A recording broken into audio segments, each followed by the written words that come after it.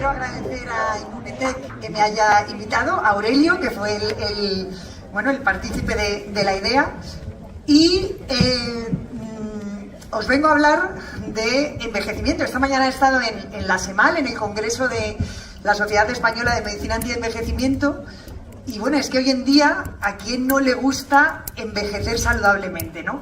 De hecho, lo he llamado rejuvenecer el envejecimiento a la ponencia. Entonces, si hablamos de envejecimiento, yo creo que hasta que me den el pasador, voy a decir pasa, porque no aparecía el pasador. Si vamos a hablar de envejecimiento, lo tenemos que definir. Entonces, cuando a mí me mandaron... Fenomenal. Muchas gracias. Cuando a mí me mandaron a hacer una de estas presentaciones hace ya tiempo, dije, ¿qué es el envejecimiento? Y me fui a la RAE. Bueno, que es que lo tenemos, no sé si lo veis. No lo veis.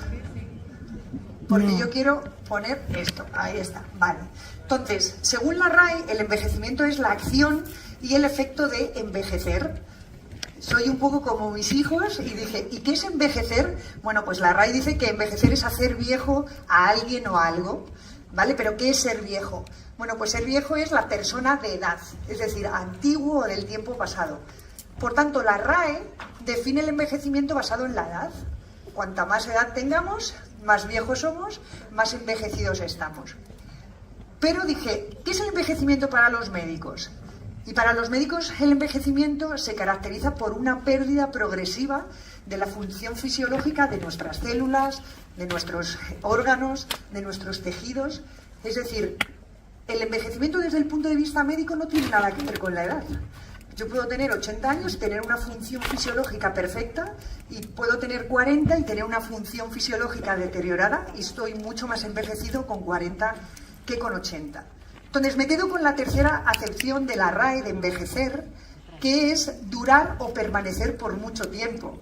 Entonces yo quiero eso, quiero durar o permanecer por mucho tiempo, pero yo le pongo un apellido, y es con salud, ¿de acuerdo? Entonces, si veis en la pantalla, la esperanza de vida a nivel mundial, en todo el planeta las mujeres vivimos más que los hombres. Y como veis,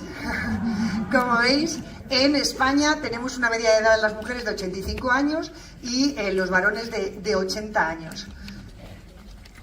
Hace poco, en febrero de este año, en La Voz de Galicia, porque mis suegros son gallegos, entonces fui a verlos, y leyendo el periódico me salió este artículo donde dicen que en la zona de Galicia, sobre todo de La Coruña, había mayores de 100 años 202 mujeres y varones 50. Dije, bueno, seguimos teniendo, igual que la esperanza de vida en el resto del mundo, las mujeres vivimos más que los hombres aquí. Pero quiero hacer la diferencia entre el health span y la life span.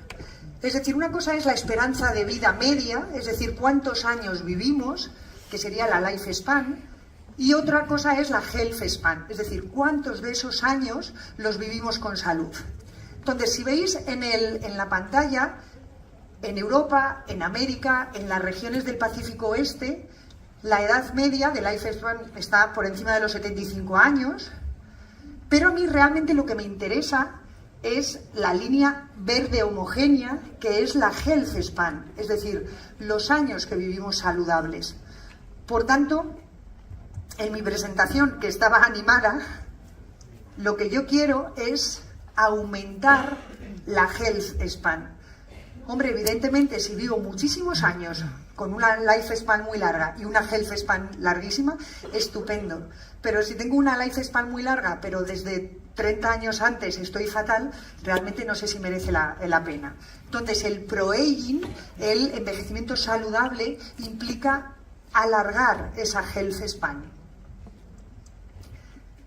Es decir, lo que queremos hacer es que la edad cronológica sea diferente a la edad biológica. ¿Sabéis quién es este señor?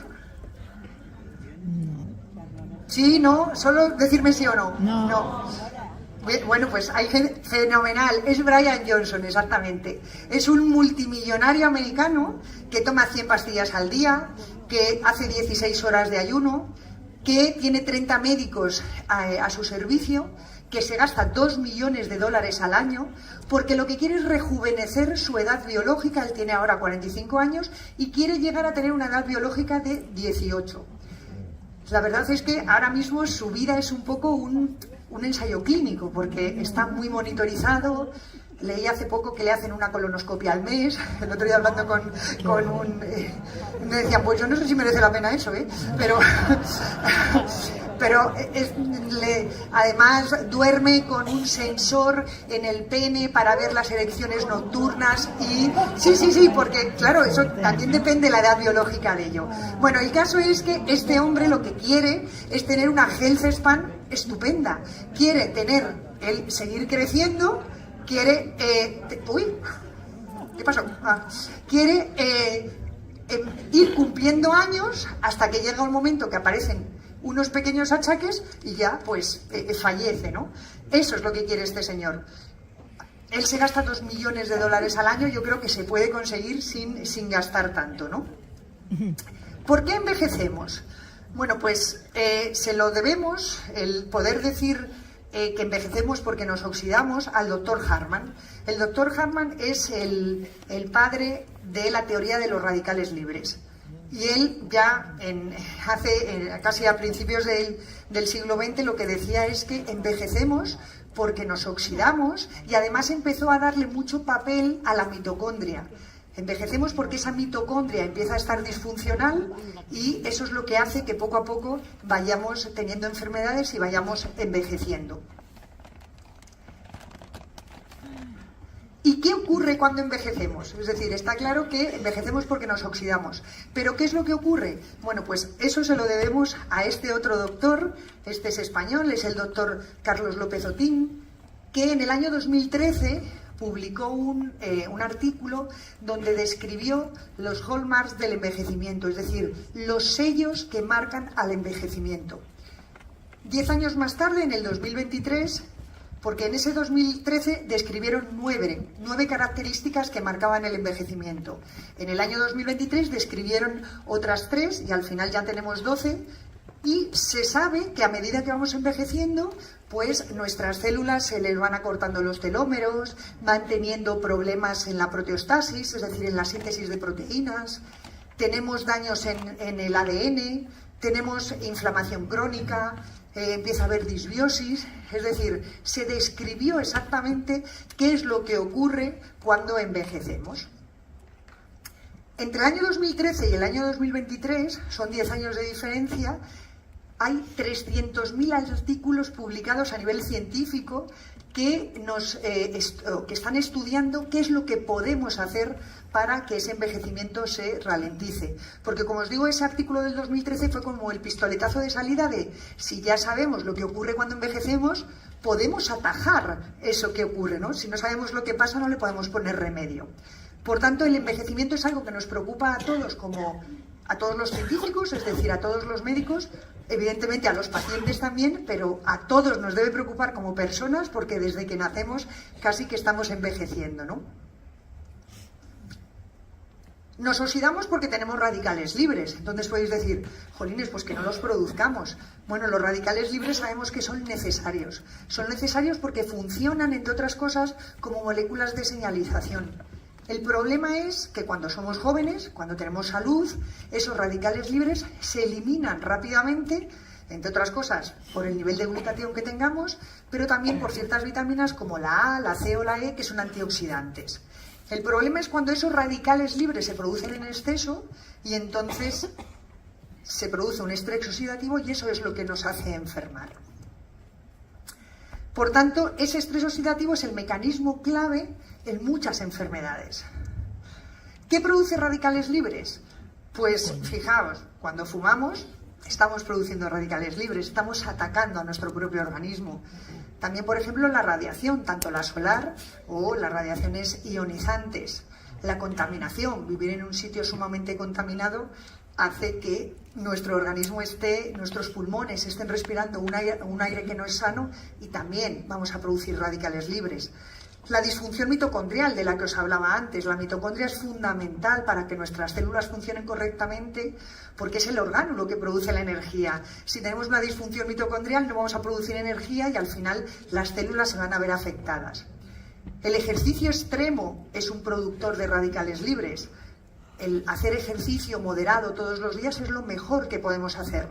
Y lo peor que podemos hacer es: no, yo no hago nada de ejercicio entre semana, que eso me lo dicen muchos pacientes, pero bueno, el sábado juego 3 horas al pádel, digo, haces un flaco favor a tu organismo. Es decir, si el músculo no está adaptado a hacer 3 horas de ejercicio, te aseguro que se está oxidando en exceso. Por eso ese ejercicio extremo o ese ejercicio en alguien que no esté adaptado es un productor de radicales libres. El estrés, tanto físico como mental, también hace que nuestro organismo produzca más radicales libres.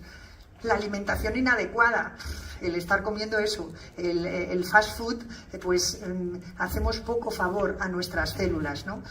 El tener inflamación crónica, es decir, cuando ya hay ciertas enfermedades, es como el pez que se muerde la cola, el estrés oxidativo nos hace enfermar, pero la enfermedad a su vez hace que generemos más radicales libres. Y los medicamentos, muchas veces el tomar fármacos para diferentes enfermedades, como decía un profesor mío en la facultad, es que realmente el fármaco es un mal menor, es decir, te están tratando unas cosas, pero te están afectando otras. Por tanto, si tenemos en cuenta todo esto, pues estamos muchas veces rodeados de factores que nos hacen tener un estrés oxidativo aumentado.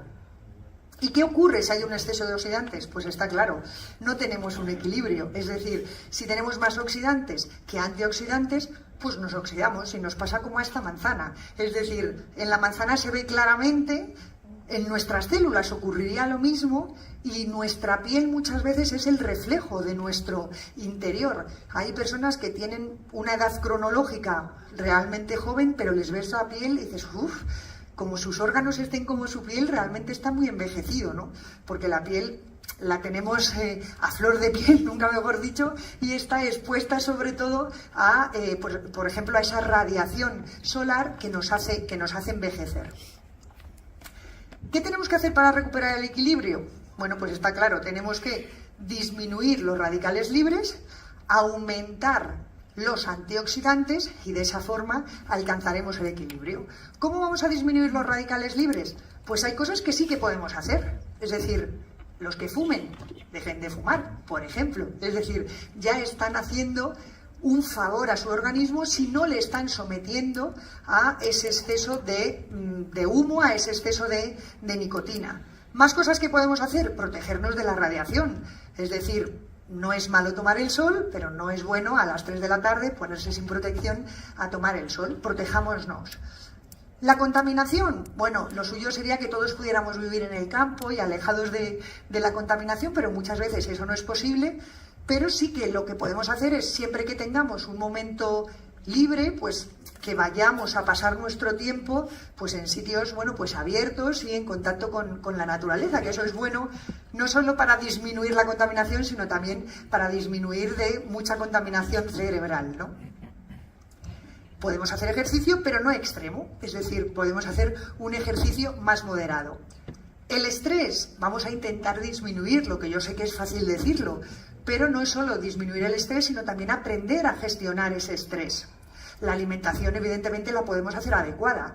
Es una de las cosas que esta mañana repetía, es que la forma mejor de atajar esas señales del envejecimiento es con una correcta alimentación.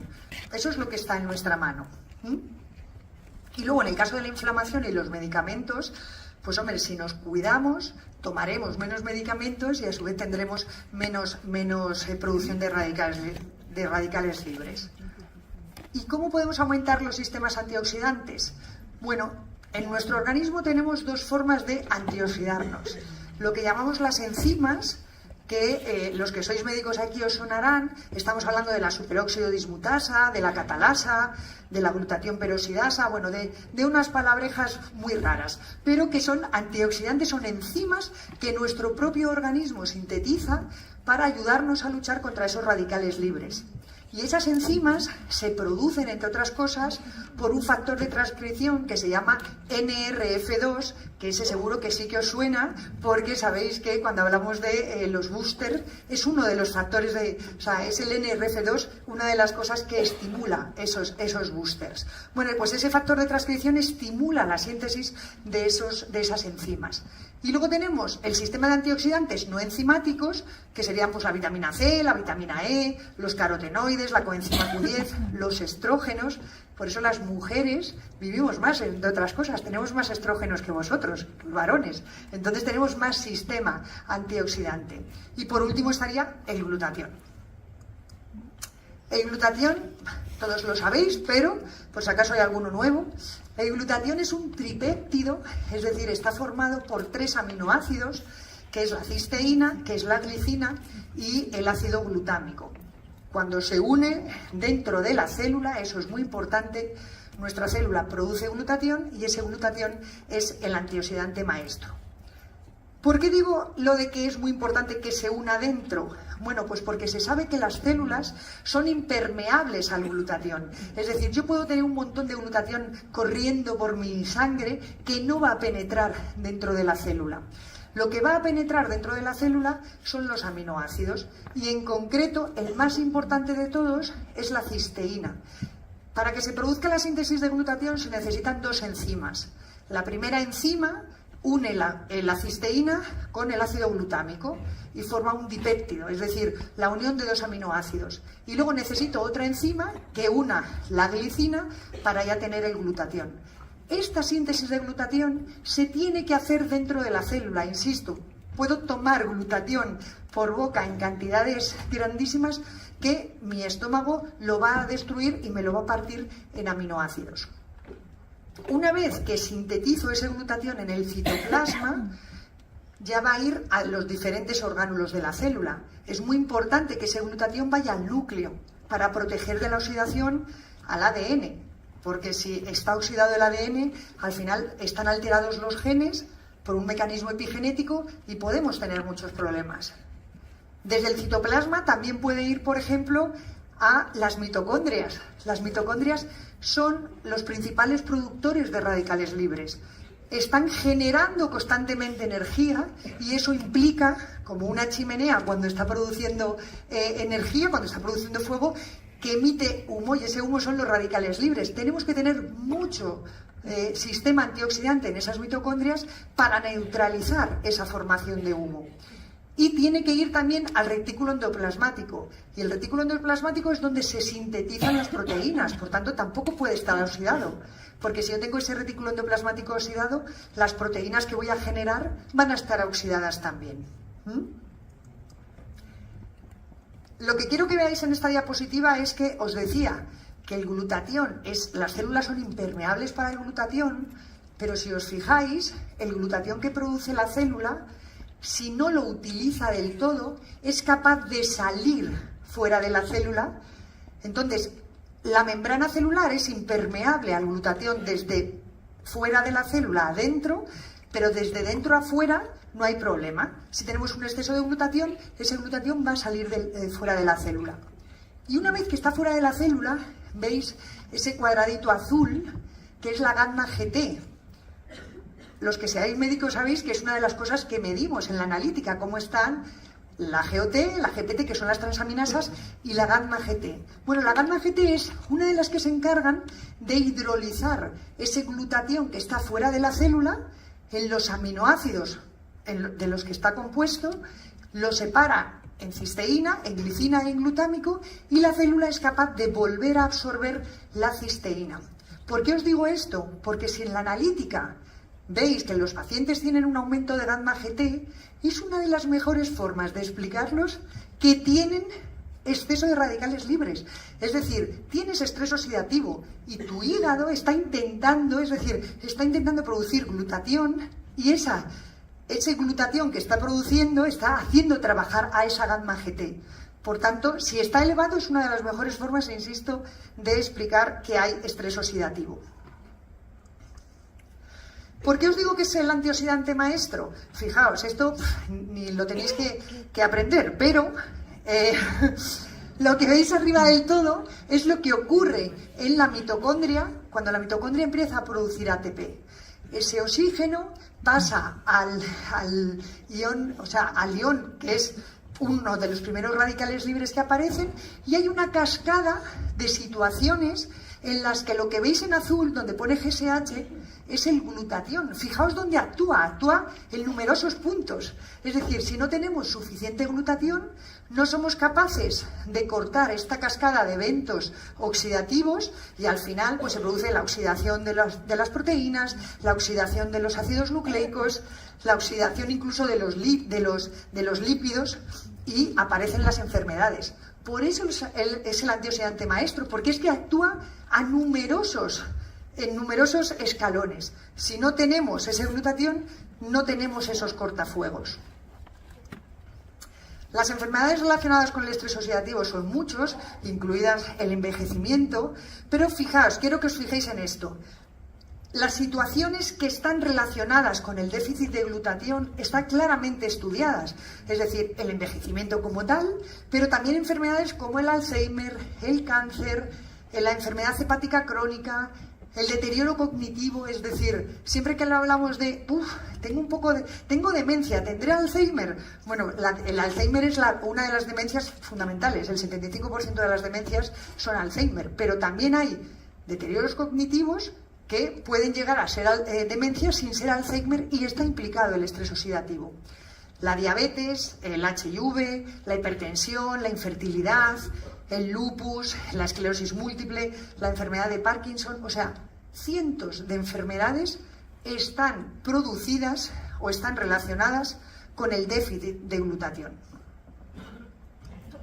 Sabemos que según vamos cumpliendo años, la cantidad de cisteína que tenemos en nuestro plasma disminuye, pero no porque nos lo haya dicho alguien porque le ha parecido, sino porque hay estudios. Es decir, este es del año 98 y como veis la primera columna es la cantidad de cisteína que hay en plasma en las personas entre los 20 y los 29 años.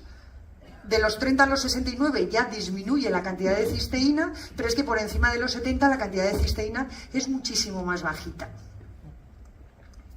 Y el nivel de glutatión intracelular, esto es muy importante. Si sois capaces de medir alguna vez la cantidad de glutatión, hay que medirlo dentro de las células. No me vale que te digan cuánto glutatión hay en plasma, porque ese realmente no es el eficaz. El eficaz es el que está dentro de las células. Bueno, pues el nivel de glutatión intracelular también disminuye con la edad. Esto es un estudio que se hizo solo en mujeres y la barra blanca, como veis, entre los 30 y los 40 años tenemos un nivel de glutatión bastante aceptable, entre los 50 y los 60 baja considerablemente y por encima de los 70 incluso está un poco más alto que entre los 50 y los 60, pero sigue estando bajito en relación a las personas por debajo de los 40. La explicación que daban en el artículo, y no les falta razón porque por encima de los 70 había también mujeres de 100, tenían más de 70, pero eran centenarias. Es que posiblemente han llegado a 100 años porque tenían los niveles de glutatión más altos. No es que según vamos cumpliendo años el glutatión aumenta, no, sino que posiblemente lleguemos a más viejos, la palabra no es más viejos, sino a cumplir más años porque tenemos más glutatión en nuestra sangre, en nuestras células, vamos. Este artículo también es muy interesante porque, fijaos, van a medir los niveles de glutatión en pacientes que tienen más de 60 años con DMA, es degeneración macular, que tienen más de 60 años con diabetes sin tener degeneración macular, más de 60 años sin diabetes ni degeneración macular, es decir, eran personas sanas, pero mayores de 60 años, y en el cuarto grupo son pacientes de personas menores de 60 años, también sanas, sin diabetes ni degeneración macular. Y lo que se demuestra es que a medida que vamos cumpliendo años tenemos menos glutatión y si tenemos enfermedad también tenemos menos glutatión. Fijaos, la barra blanca lo que nos mide es la cantidad de glutatión, el GSH normal, que es el glutatión reducido, es decir, el glutatión bueno, el que realmente hace su efecto. La barra negra me mide el glutatión total. Glutatión total implica cuánto glutatión reducido tengo y cuánto glutatión oxidado tengo. El glutatión oxidado no me sirve, ya es como un cartucho que ya hemos usado. Veis que en los menores de 60 años, C, es decir, los controles, los que tienen menos de 60 años pero están sanos, tienen unos niveles muy buenos de glutatión reducido y unos niveles muy buenos de glutatión total. Y hay muy poquita diferencia entre el total y el reducido. Las segundas columnas, que es mayores de 60 años, controles, es decir, tienen más de 60 años pero están sanos, tienen unos niveles de glutatión reducido más bajos, la barra blanca es menor que en los menores de 60 años, o sea, tienen menos glutatión, pero en cambio el glutatión total, la diferencia es muy pequeña. ¿Me seguís, verdad? Vale. En las siguientes columnas, es que como no tengo puntero, no os lo puedo señalar.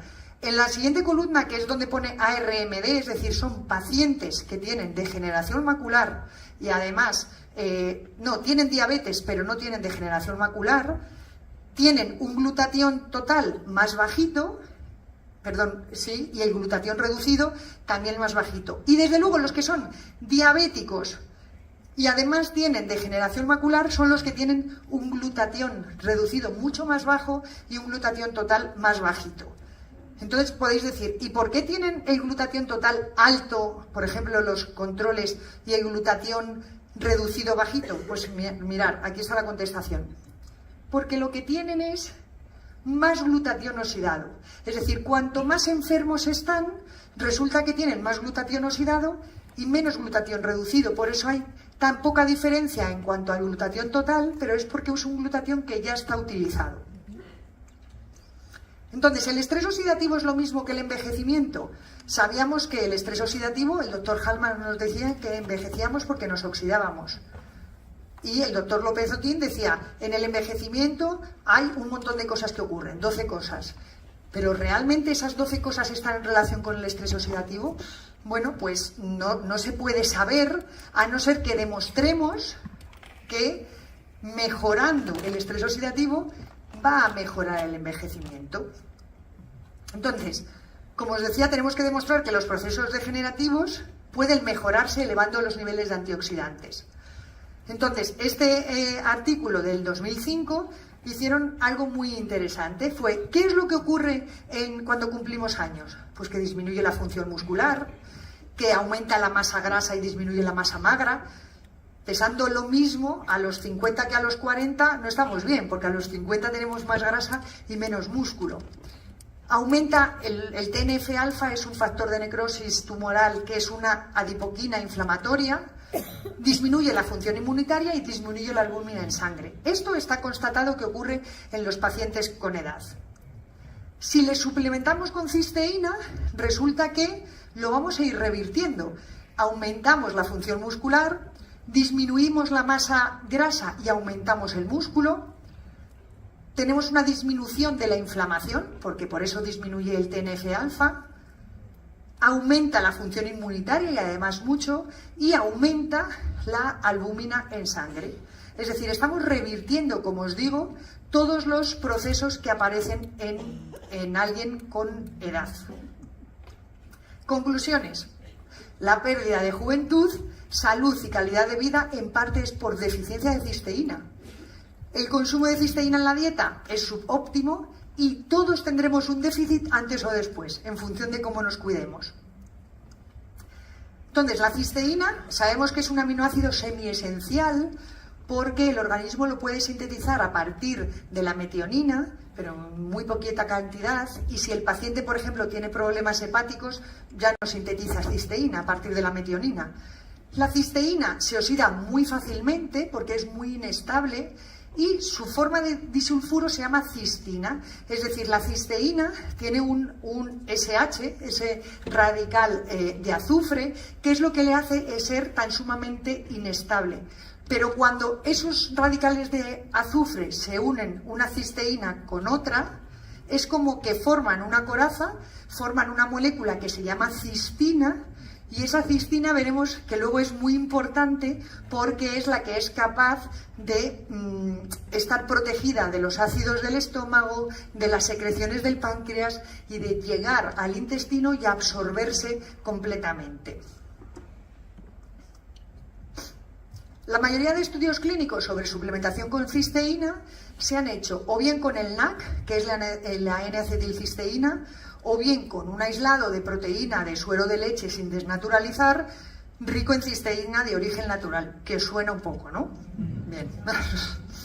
Entonces, si hablamos del NAC, yo me he ido al vademecum, al vademecum americano. El NAC siempre, de hecho esta mañana en el congreso me lo presentaba un visitador como un suplemento nutricional y realmente no se puede presentar como un suplemento nutricional porque la FDA lo considera medicamento, pero a día de hoy todavía aquí en España se presenta como un suplemento nutricional. La N-acetilcisteína además, si miramos si es seguro, nos dice que es seguro, posiblemente sea seguro para la mayoría de los adultos, pero puede causar efectos secundarios como sequedad de boca, náuseas, vómitos, diarrea, es decir, no deja de ser un fármaco y puede producir efectos secundarios. También nos dicen que en los niños es probable que sea seguro, pero que se recomienda no darlo más de 12 semanas.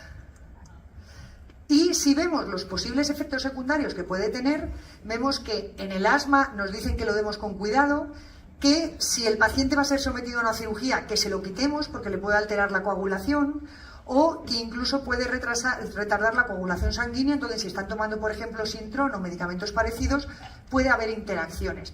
Entonces, no es un suplemento al uso, porque puede tener efectos secundarios.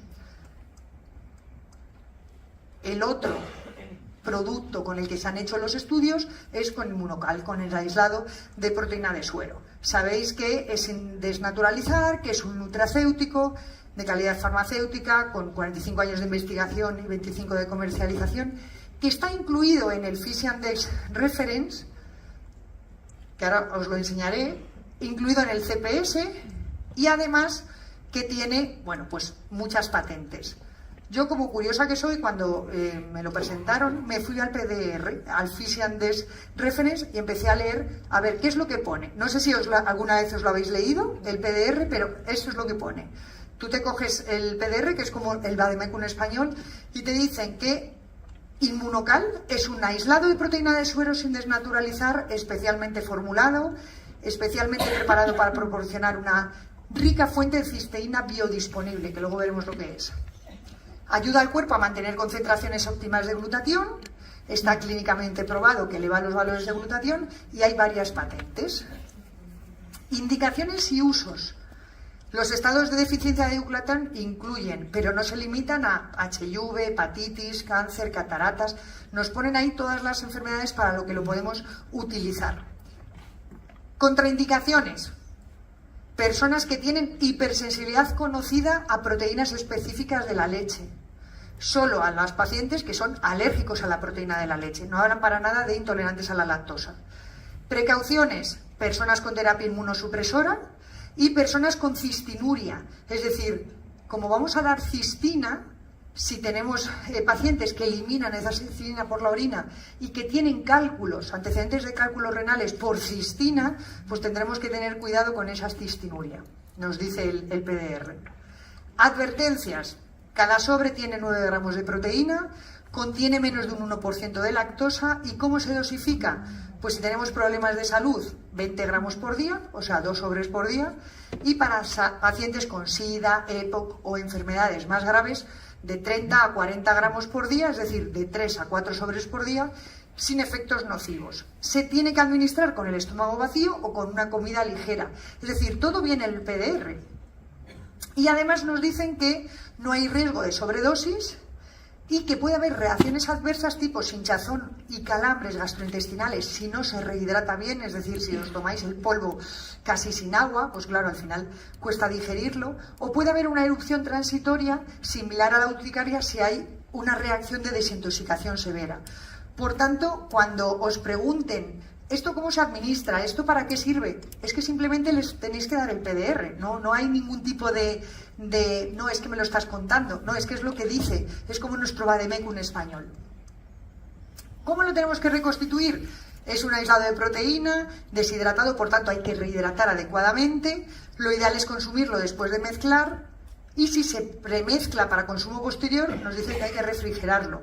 Y en la comida estábamos hablando de, claro, es que no se puede utilizar cucharilla de metal. No, realmente no hablan de cucharilla de metal. Lo que nos dicen es que no utilicemos líquido caliente para rehidratarlo, porque entonces sí que lo podemos desnaturalizar, y que no usemos licuadora de alta velocidad, porque entonces también lo podemos desnaturalizar. Y lo más importante es que es una proteína de suero sin desnaturalizar, y eso es lo que realmente le da el valor al producto. Entonces, para hablar de la desnaturalización, yo creo que tenemos que contar brevemente qué son las proteínas. Los que sois médicos, perdonadme, pero yo creo que es importante recordarlo. Las proteínas son una secuencia de aminoácidos. Esos aminoácidos, como os digo, se sintetizan en el ribosoma, en una parte de la célula, y se van sintetizando aminoácidos que se van uniendo como ese collar que vemos ahí. Pero las proteínas tienen una estructura, hay 4 niveles de estructura. Según salen de ese ribosoma y son un aminoácido tras otro, estamos hablando de que esa proteína está en una estructura primaria. Cuando esa proteína empieza a adquirir ciertas formas, porque se empiezan a hacer uniones entre puentes de hidrógeno y empiezan a tener esa forma de espiral, esa proteína ya está en una forma secundaria. Hay una estructura terciaria en la que ya es un verdadero bucle, y es donde se empiezan a establecer las uniones de los puentes disulfuro de las proteínas entre sí, y luego una estructura cuaternaria, que es cuando se unen varias proteínas entre sí. ¿Por qué os digo esto? Porque fijaos, si miramos esta tabla, que seguro que todos conocéis, de donde vemos qué proteínas tiene la proteína de leche materna y la proteína de vaca, vemos por un lado que una principal diferencia entre la leche de vaca y la leche materna es que la leche de vaca tiene mucha caseína y la leche materna prácticamente no tiene. Porque hablamos de 26 gramos por litro frente a 3,2. La diferencia es considerable. La caseína es la principal proteína que no está en el suero de leche. Realmente las proteínas que están en el suero de leche son la beta-lactoglobulina, pero fundamentalmente las que más nos interesan son la alfa-lactoalbúmina, la albúmina y la lactoferrina. Como veis, la leche materna tiene más alfa-lactoalbúmina, tiene más albúmina y tiene más lactoferrina que la leche de vaca. ¿Por qué son estas tan importantes? Porque si nos fijamos en la cantidad de cistina o en la cantidad de cisteína que tienen estas proteínas, son las que más tienen. Por ejemplo, la alfa-lactoalbúmina tiene 8 cisteínas, que al final son 4 cistinas. Lo vais a ver mejor aquí. Mirad, esta es la composición de la alfa-lactoalbúmina, es decir, tiene 123 aminoácidos, y esos enlaces que veis, ¿ves? Cis se une con otro cis que está allá arriba. Cis es aminoácido cisteína. Y estos los puentes es porque esa cisteína, que es la 120, resulta que está unida por un puente disulfuro con la cisteína de ahí arriba. Claro, esta es si vemos la proteína lineal, pero como hoy en día se puede hacer todo en 3D, esta es una alfa-lactoalbúmina vista en su composición normal. Está hecho ahí un ovillo. ¿Por qué? Porque tiene puentes disulfuros entre esas cisteínas, que es lo que hace que la proteína tenga actividad biológica. Es muy importante que no rompamos esos puentes de cisteína, porque si los rompemos, pierde toda su actividad biológica. Esta es la alfa-lactoalbúmina, que tiene, como veis, 4 cistinas, es decir, tiene 8 cisteínas unidas. Pero la albúmina de suero, que es una proteína mucho mayor, que tiene 500 y pico aminoácidos, tiene 17 cisteínas. Y tiene esa conformación que parecen unos rizos. Y la lactoferrina, que es otra de las proteínas activas del suero de leche, es una proteína mucho más grande, tiene 17 cisteínas, es decir, realmente tiene muchos enlaces, y por eso es una proteína tan grandísima. ¿Por qué es tan importante que no las desnaturalicemos? Fijaos, Inmunocal está formado por una proteína de suero de leche sin desnaturalizar, que tiene esa composición, y no es que me la haya inventado yo, es que lo miré en el artículo del año 1995 donde describen qué tipo de producto estaban dando en este estudio y describen Inmunocal. Inmunocal vemos que tiene un 56% de beta-lactoglobulina, un 28% de alfa-lacto, un 10% de albúmina y un 0,65% de lactoferrina. Pero lo más importante es que tiene esas proteínas sin desnaturalizar, con esos puentes de unión de los enlaces disulfuro. Entonces, si tenemos en cuenta que la leche de vaca, es que siempre me he preguntado, ¿cuánta cantidad de cisteína estamos dando al paciente por sobre? ¿Alguien me podría responder? No, estamos hablando cuando tú tomas un sobre, le estás dando 9 gramos de proteína. Pero ¿cuántos miligramos de cisteína estamos tomando? 375. No os oigo. 375. 380 y tantos. ¿Y de dónde ha salido ese número? No, pero en el sobre no lo pone. Bueno, yo os digo que yo he hecho las cuentas según esto, ¿eh? Es decir, si tenemos en cuenta que la leche de vaca tiene 33 gramos por litro de proteínas. Un litro de leche de vaca tiene 33 gramos de proteína. Pero de esas 33 gramos de proteína, el 82% es caseína. Es decir, tan solo en la leche de vaca, tan solo un 12% son proteínas del suero. Es decir, un 12% de 33 son 6, más o menos. ¿Vale? ¿Me seguís? Vale. Si yo tengo en un sobre de Inmunocal, tengo 9 gramos de proteínas del suero, podemos inferir que necesito 1,5 litros de leche de vaca, que tiene 6 gramos de proteínas de suero por litro, necesito 1,5 litros para tener 9 gramos. ¿Sí o no? Vale. Entonces, necesito 1,5 litros de leche de vaca para obtener un sobre de Inmunocal que tiene 9 gramos de proteína. Si cada gramo de proteína en total en la leche de vaca tiene 6,4 miligramos de cisteína por gramo de proteína, es decir, por los 33, estamos hablando que habría que multiplicar 6 por 4 por 33. Ahora no me acuerdo cuál es eso sería 1 litro, pero como necesitamos 1,5 litros, estamos hablando que es en torno a 300 y pico miligramos de cisteína en un sobre. ¿Bien? Eso, si tenemos en cuenta que la leche humana tiene tan solo 9 gramos de proteínas por litro, tiene muy poquita proteína, pero resulta que el 75% de esa proteína es proteína del suero. O sea, en la proteína de la madre, la mayor parte de las proteínas son proteínas del suero. Alfa-lactoalbúmina, lactoferrina, albúmina sérica. Y cada gramo de proteína tiene 38 miligramos de cisteína. Es decir, es casi 6 por 4, 24, 6 por 5, 30, casi 6 veces más. Por eso podemos decir que la cantidad de cistina que hay en un sobre de Inmunocal equivaldría a ¿cuánta leche de madre? 9 litros. A 900 mililitros de leche de madre equivale. Según esto, es decir, yo simplemente he hecho las cuentas con los datos que se saben de la cantidad de cistina. Por tanto, yo creo que cuando os pregunten cuánta cantidad de cistina tiene, lo podéis decir haciendo cuentas y no porque os lo hayan dicho unos u otros. Entonces, equivale a 900 mililitros de leche materna. ¿Y por qué es tan importante que es sin desnaturalizar?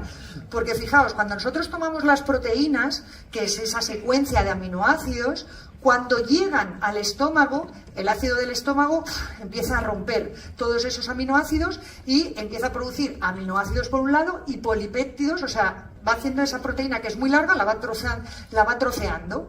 Por un lado salen aminoácidos de uno en uno y los polipéptidos son una serie de aminoácidos más grandes.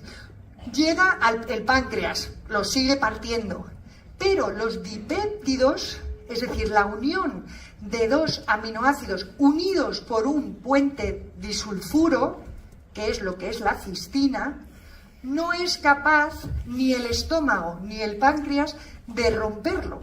Entonces llega al intestino delgado y ese dipéptido de cistina se absorbe, pasa a sangre y ese dipéptido de cistina, cuando llega a la célula, entra en forma de cisteína y forma el glutatión. Por eso es muy importante que, claro, si nosotros comparamos proteínas de suero de leche, hay muchas proteínas de suero de leche, pero si comparamos qué ocurre Inmunocal frente al resto de proteínas de suero de leche, es el que más aumenta la cantidad de glutatión, porque es un suero de leche sin desnaturalizar. De hecho, bueno, tenéis estudios clínicos, este es del 99, donde se demuestra cómo después de suplementar con Inmunocal hay un aumento considerable del glutatión intracelular y además aumenta un 35% y además no es solo que aumente el glutatión, sino que mejora la formación de ese músculo porque está hecho en deportistas. ¿Y son todas las proteínas de suero de leche iguales? No, un no redondo, ¿no? Este suero de leche, que es el que se toman los culturistas y la gente que va al gimnasio, es un suero de leche desnaturalizado. Eso que implica que cuando nos lo tomamos, el estómago y el páncreas lo que hace es ir rompiendo esa proteína que no tiene ningún puente disulfuro en los diferentes aminoácidos. Esos diferentes aminoácidos llegan al intestino y se absorben como aminoácidos independientes. Hombre, son muy importantes para nuestros músculos, porque cuando llegan al músculo se van a unir y entonces nos hacen generar masa muscular. Pero esos aminoácidos independientes no van a generar glutatión. Por eso es tan importante que la proteína esté sin desnaturalizar y es lo mágico de este producto, que han conseguido tratar ese suero de leche sin romper los puentes disulfuro. Por tanto, también se ha visto, por ejemplo, que en los pacientes que tienen obesidad tienen un aumento del glutatión oxidado y un aumento de los productos que se miden para ver cómo está su ADN, para ver cómo están sus lípidos, lo tienen todo aumentadísimo. Las personas simplemente por tener obesidad, aunque no tengan enfermedad, y por el hecho de disminuir de peso, van aumentando los niveles de glutatión porque mejoran ese estrés oxidativo. Por tanto, a los pacientes que tienen obesidad, si les damos Inmunocal, que les damos una fuente de producción de glutatión, les estamos ayudando simplemente por darlo a luchar contra ese estrés oxidativo que tienen sí o sí por tener exceso de peso. Si además los hacemos perder peso, mucho mejor. Por eso yo os quería plantear si hacemos un reto de 15 días. ¿Estáis dispuestos? Venga, va. Vale. Porque yo lo que os sugiero es, mirad, por cada 2 sobres de Inmunocal estáis tomando 18 gramos de proteína, que es una ración buenísima de proteína. De hecho, yo a mis pacientes cuando los pongo a perder peso, muchas veces les doy 15 gramos de proteína por dosis.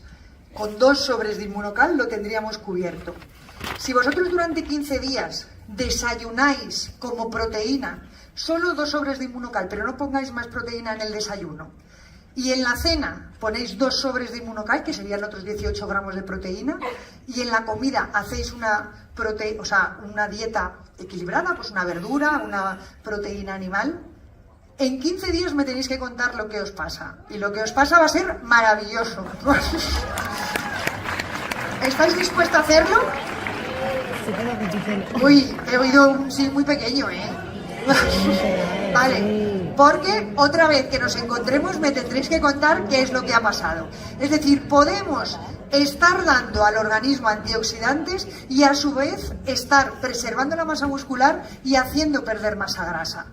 O sea, podéis combinar la Inmunocal no solo para tratar enfermedades, sino para mejorar ese exceso de grasa que todos en mayor o menor medida podemos tener.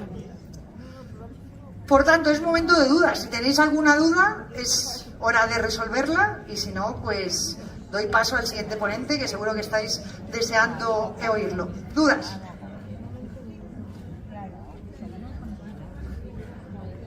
Sí. Sí, en las siguientes comidas sigues manteniendo, por ejemplo, el aporte de una pieza de fruta, comiendo un poquito de pan, no habría ningún problema. Porque también se podría hacer cetosis con Inmunocal. Bueno, pues has hecho una cetosis con Inmunocal, pero el problema de la cetosis es que hay que suplementarla. Es decir, cuando uno está en cetosis necesita tomar potasio, necesita tomar magnesio, necesita tomar vitaminas, y eso conviene que lo controle un médico. Por eso no os estoy diciendo a hacer cetosis, porque no me responsabilizo de ello, pero sí que disminuyamos el consumo de hidratos sin llegar a ser cetosis, pero simplemente sustituyendo la proteína de la mañana y la proteína de la noche con 2 sobres de Inmunocal, que ya tenéis 18 gramos de proteína, la diferencia va a ser bestial. ¿Y cuántos gramos de hidratos de carbono? ¿Perdón? ¿Cuántos gramos? ¿Qué cantidad? Bueno, sí, es decir, vais a notar, por ejemplo, que os deshincháis, si es que tenéis hinchazón, ¿vale? Pero vais a notar, por ejemplo, que va a bajar la masa grasa y va a aumentar la masa muscular. Obviamente tenéis que seguir comiendo en la comida, simplemente digo hacer ese pequeño cambio.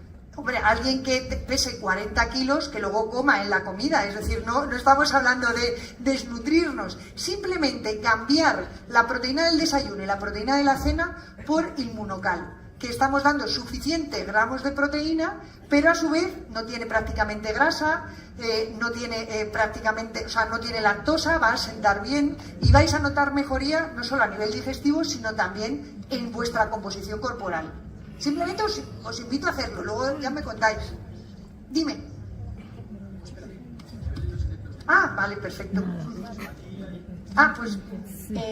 Hola, muy buenas. Hola. Quería saber si podrías explicar un poco cómo influye el Inmunocal en pacientes con Alzheimer. Y además, específicamente, mi padre tiene Alzheimer y está extremadamente delgado. Sí. Entonces, bueno, quería saber un poco cómo podría ayudar a coger peso y a otras cosas. Gracias. El Alzheimer está claro que tiene un componente de estrés oxidativo bestial. Es decir, esas neuronas... El Alzheimer se caracteriza, como te decía antes, es la demencia más frecuente, pero es que además es una demencia que tiene unas características patognomónicas, y es que nuestras células empiezan a acumular una proteína que es el amiloide dentro de las neuronas, y fuera de las neuronas empieza a haber un acúmulo de lo que se llama una proteína tau, que se van acumulando poco a poco porque la célula no es capaz de limpiarse, ¿vale? Entonces...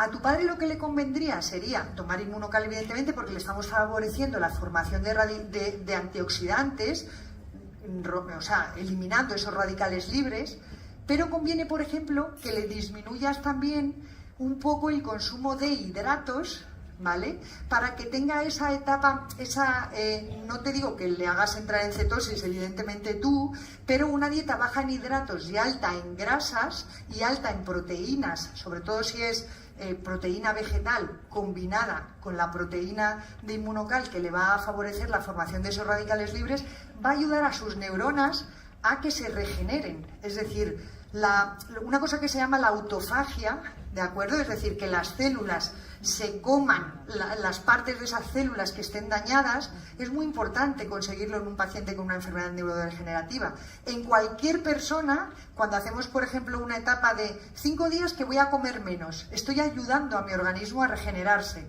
a hacer esa autofagia. Bueno, pues en un paciente que ya tiene enfermedad, le tengo que ayudar todavía más. Si él está muy delgadito, conviene que le aumentes la cantidad de Inmunocal como proteína, pero también de carne, de pescado, de legumbre, es decir, de otras proteínas, para que de esa forma no pierda masa muscular, ¿vale? Y sobre todo lo que vas a ayudar es que esas neuronas se desintoxiquen y puedan ir, al menos no generando, no te voy a decir limpiar la proteína amiloide, pero sobre todo que no vayan acumulando más. ¿Te contesté? Yo, aquí. ¿A dónde? Aquí. ¿A la izquierda? Aquí, a tu izquierda. Aquí. Ah, vale, perdona. Gracias. El Inmunocal rompe el ayuno intermitente. ¿Perdón? No te he oído. Sí, el Inmunocal rompe el ayuno intermitente. No. No. No. Es Cualquier, decir, si cualquiera tú solo, de ellos. si O tú, solo el regular. Bueno, el regular, yo hablo del regular, Vale. bueno, o el Platinum tampoco, porque lleva creatina y lleva iones y eso no lo rompe. El Sport posiblemente sí, seguro, y el Booster también. Pero el regular, que es solo proteína como tal, con muy poquito hidrato y muy poquita grasa, no rompe el ayuno intermitente. ¿Y el naranja? El naranja te refieres el booster. Sí, El booster, el naranja es el que lleva la cafeína. sí. Posiblemente sí, tendría que ver exactamente la composición, pero yo creo que, es decir, para hacer ayuno intermitente yo solo tomaría el regular. Vale, perfecto. Otra cosa, con el reto este que nos has dado, Sí. no me queda claro si es que es únicamente los 2 sobres de Inmunocal. No. O si también puedes tomar un muesli, por ejemplo. Perfectamente, es decir, lo que quiero es que en el desayuno haya proteína, que si preguntara aquí cuántos de vosotros tomáis proteína en el cantidad de desayuno, proteína, vale. pues seguramente me levantaríais muy poco la mano. Entonces, aparte de tu trocito de pan, tu fruta, tu café, en lugar de no tomar proteína o tomarte una tortilla, tómate 2 sobres de Inmunocal. Vale, perfecto. Muchas ¿Vale? gracias. Nada. Hola, buenas tardes. Aquí, Es que me da un foco y no veo nada. Pero bueno, aquí a su vale. derecha, a su derecha. Yo, lo que ha dicho usted del ayuno ese de los 15 días, Sí. sabe usted que... No es ayuno. O sea, no es. Bueno, yo no sí, estoy a diciendo ver, ayuno. sí, no, bien, el programa este. de Sí. hablar. A partir de ciertas edades, sabe usted que la presión arterial y el colesterol y etcétera están ahí dentro. Sí. ¿En qué ayuda eso?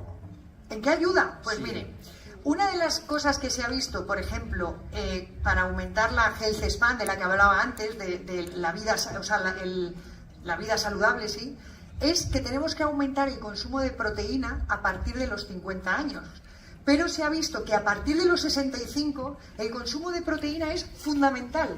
Y se ha visto por grandes cohortes, estudios que se han hecho en cientos de personas, que por encima de 65 años, si no tomamos suficiente proteína, la posibilidad de tener un accidente cardiovascular o se aumenta muchísimo la mortalidad. Entonces, por encima de los 65 años hay que tomar mucha cantidad de proteína. Inmunocal te puede ayudar en el sentido de que estás tomando 18 gramos de proteína sin prácticamente poner calorías y sin prácticamente poner hidrato de carbono.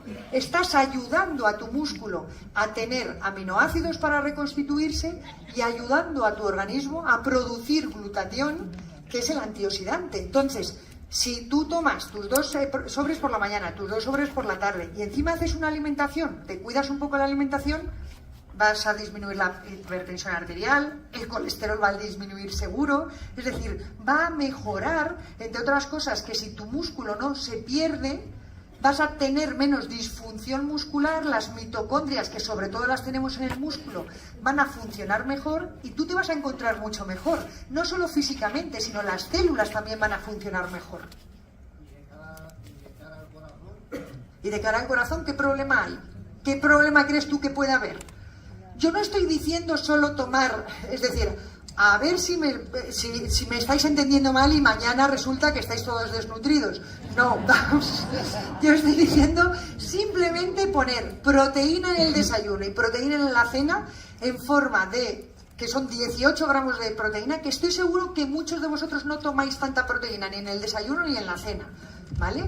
Porque las cenas muchas veces se hacen livianas, no se toma proteína animal y es conveniente tomar en la cena también. Y de cara al corazón, el corazón es el principal músculo que tenemos, que además está constantemente bombeando, que necesita energía constantemente y que conviene que esas mitocondrias estén bien. Yo no veo ningún problema en darle proteína y quitarle radicales libres. Ningún problema. ¿Ok? Ya quiero que me cuentes qué tal te ha ido después de esos 15 días. Hola, aquí. A la derecha. Varias preguntas. Los sobres son del básico para el reto este, son 2 azules y 2 azules. Bueno, también valdría el platino. Una persona anciana de casi 90 o más de 90, ¿puede tomar Inmunocal sin problemas pensando en el riñón? Claro, es decir, si me dices por el reto este de 2-2. No. Digo, imagínate una persona de 90 años Sí. que yo le sugiero que tome Inmunocal Sí. y me dice, no, porque hay que proteger la función renal porque un exceso de proteína le podría perjudicar. Bueno, un exceso de proteína le podría perjudicar siempre que su filtrado glomerular esté mal.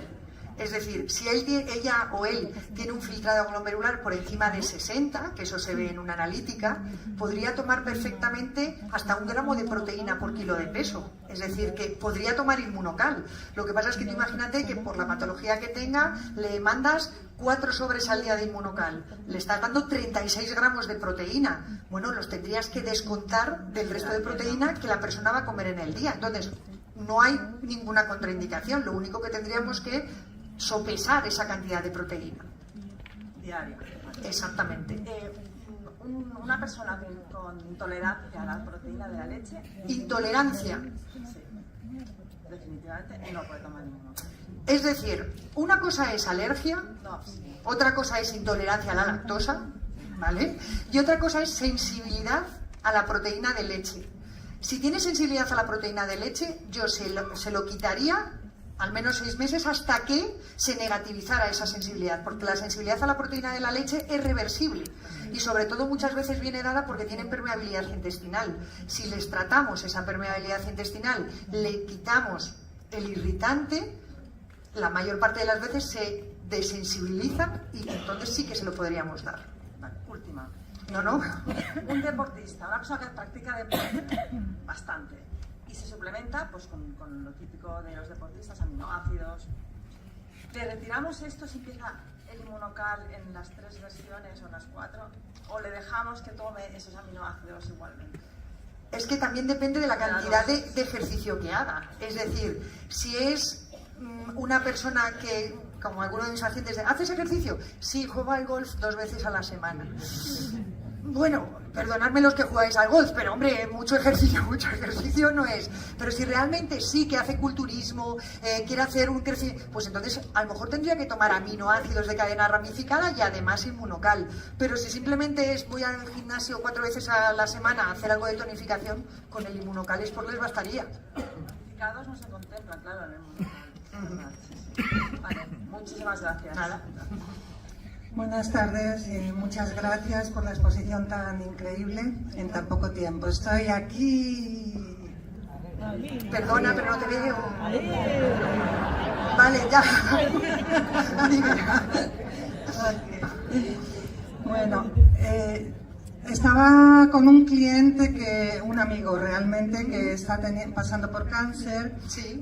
Ya tiene implicado el riñón y pues toda la vascularización está implicada con un quiste y ya le han dicho que le van a quitar el riñón. Sí. Le estoy diciendo de tomar Inmunocal y la mujer me decía, es que muchas de los suplementos que hay cuando están regenerando, también regeneran células cancerosas y estaban con miedo de eso. Entonces no sé cómo funciona. No, mira, diferente. una de las particularidades de las células cancerosas es que suelen tener más glutatión intracelular, porque son tan listas que se generan glutatión como para intentar protegerse.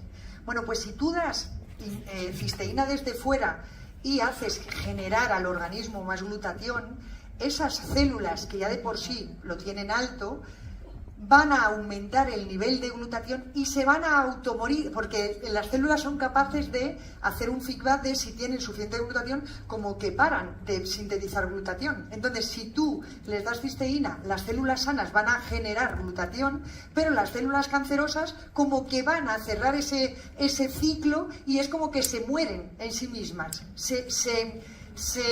¿Cómo se dice? Se ahogan en su propio glutatión. ¿Me entiendes? Por eso no es una contraindicación tener un cáncer. Todo lo contrario, está indicado porque estamos ayudando a las otras células a que generen su propia defensa, que son células sanas. Las células cancerosas que se ahoguen en su propia glutatión, pero las sanas se van a proteger porque tienen unos mecanismos celulares que las cancerosas no. Entonces no tiene por qué tener problema. Otra cosa es que le quiten el riñón, empieza a tener una insuficiencia renal, entonces habría que calcular la cantidad de proteína que tiene que tomar y lo tendrían que tener en cuenta a la hora de hacerle la dieta, pero no es una contraindicación el hecho de tomar Inmunocal. ¿Me entendiste? Sí, perfecto. El booster naranja, como tiene cafeína y guaraná, obviamente para hipertensos no está aconsejado, ¿verdad? Exactamente. Okay. Y para personas que han tenido un preictus cerebral, todavía no han tenido el ictus, no ha habido una parada, pero sí ya han tenido los mareos o los devaneos, el Inmunocal es aconsejable, obviamente. Yo no veo ninguna contraindicación, ¿no? Okay. No, vas a bajar esos radicales libres. No tienen contraindicación. Ok, muchas gracias. Nada. Muy buenas tardes. Aquí abajo. Hola. Ya te veo. Muy buenas tardes. Últimos estudios han demostrado la melatonina como un potente antioxidante. Antioxidante, Y sí. no se lo ha visto ahí. Sobre todo intracelular y mitocondrial. ¿Qué opina de los efectos sinérgicos que puede tener con el GSH de mitocondria? Bueno, es decir, todo lo que tomemos que sea natural, ¿vale?, va a ayudar a nuestro organismo a tener ese grado de antioxidación. Ojo con los antioxidantes que hemos visto, la vitamina C, la vitamina A, la vitamina E. Muchos antioxidantes, si los tomamos en exceso, se transforman en prooxidantes. Por eso no es bueno estar tomando antioxidantes sin tener control. Pero lo que estamos tomando con Inmunocal no es un antioxidante como tal. Lo que estamos haciendo es darle al organismo las herramientas para que sintetice antioxidantes si los necesita. Pero si nosotros damos mucha cisteína o mucha cistina y el organismo no necesita glutatión, pues esa cisteína y cistina se van a utilizar para otra serie de síntesis de proteínas. Por tanto, la diferencia que tiene el tomar vitamina C, que es antioxidante como tal, o tomar un exceso de melatonina, es que se pueden transformar en prooxidantes, porque la propia molécula ya es antioxidante, pero es que Inmunocal no es antioxidante. Inmunocal proporciona las herramientas para que nuestro organismo se sirva, es como autoconsumo. ¿No entiendes? Entonces, claro que pueden ser sinérgicos, pero de abusar de algo, preferiría abusar de darle al organismo que se sirva, que no de darle el antioxidante como tal, porque sí que puede tener efectos secundarios. ¿Ok?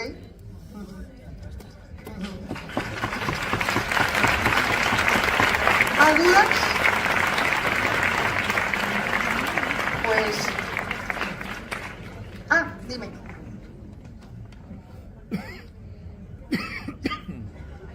Yo te oigo.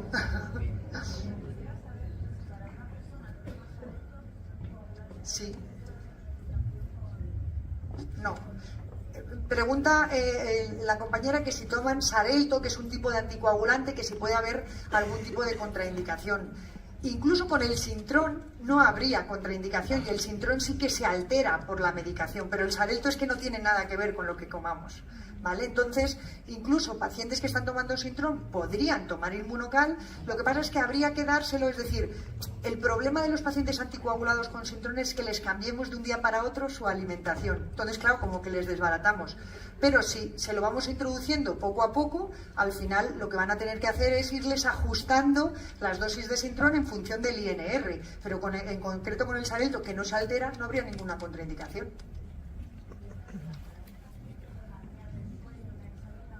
Sí. Bueno, alguien que tiene una CPAP, porque tiene apnea del sueño, casi seguro que es porque tiene un exceso de grasa visceral. Es decir, porque tiene obesidad. Hay pacientes que no los ves aparentemente muy gordos, pero que cuando les haces una impedancia sí que tienen exceso de grasa visceral y es lo que les está produciendo esa apnea del sueño. Por tanto, lo primero que tendríamos que hacer es intentar que ese paciente perdiera peso, ¿vale?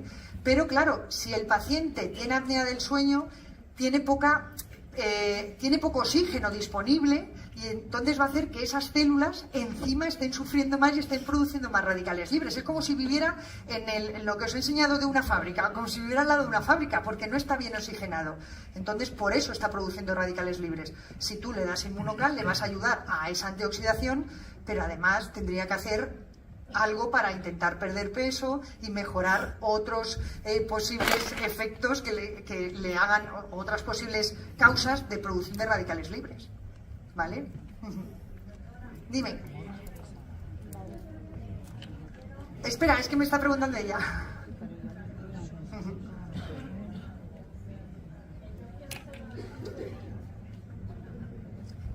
Dime. Sí.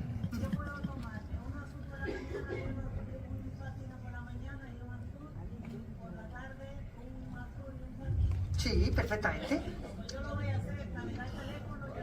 Ok. Bueno, me están diciendo que tiene que venir el siguiente ponente. De verdad, muchísimas gracias. Espero que os haya servido. Gracias. Somos la culminación de más de 45 años de investigación apasionada. Nuestra ciencia y tecnología nos preceden. Han sido probadas y demostradas, respaldadas por 78 patentes globales y más de 85 estudios publicados. Cada producto que ofrecemos es una promesa de calidad y excelencia, diseñado para mejorar tu bienestar y potenciar tu vida. Y es que esto no solo lo decimos nosotros. Más de 70 atletas profesionales impulsan su rendimiento y mejoran sus récords consumiendo nuestros productos. Nuestra ciencia y tecnología nos han permitido crear productos innovadores que han cambiado la vida de miles de personas en todo el mundo. En Immunotech, impulsamos la revolución del bienestar pensando en tus necesidades, tus gustos y aplicando ciencia para mejorar tu vida. Descubre la versión más brillante de ti mismo. Inspírate, conecta con nuestros productos y revoluciona con Immunotech.